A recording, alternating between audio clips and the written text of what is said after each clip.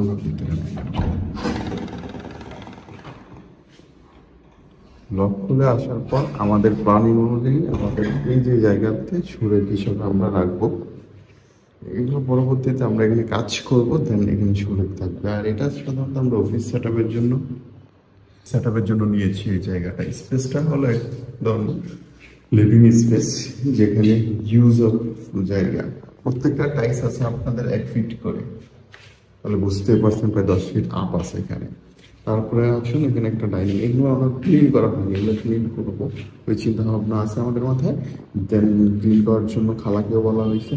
এটা হলো আমাদের ডাইনিং স্পেস, আর এটা হলো আমাদের ওয়ার্ক স্টেশন। এখান থেকে আমাদের ওয়ার্ক প্রোডাক্ট থাকবে এই পাশ থেকে। তো এটা হলো আমাদের নতুন। আর এখানে আরেকটা রুম, আর এটার সাথে এটা কমন। তাহলে এই কমনটা সাধারণত ব্যবহার করবে এই স্পেসগুলো মানুষগুলো। আর এটা হলো কিচেন, এগুলো সব পরিষ্কার করতে হবে। কিচেন, গ্যাসের লাইন নিচ থেকে সার্ভ করা আছে, আর এখানে একটা আমাদের অলরেডি বেসিন দেওয়া আছে। আরেকটা এখানে সিং দেওয়া আছে, এখানে সাধারণত এই বেসিন, সরি গাইস, আর এটা হলো সিং বলে ওইটাকে।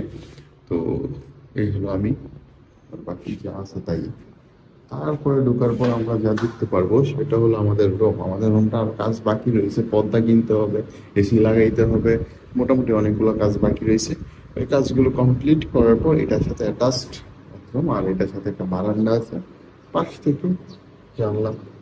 তো দেখতে নাইস। বিষয়গুলো এখানে আমি শেষ করছি। আল্লাহ হাফিজ।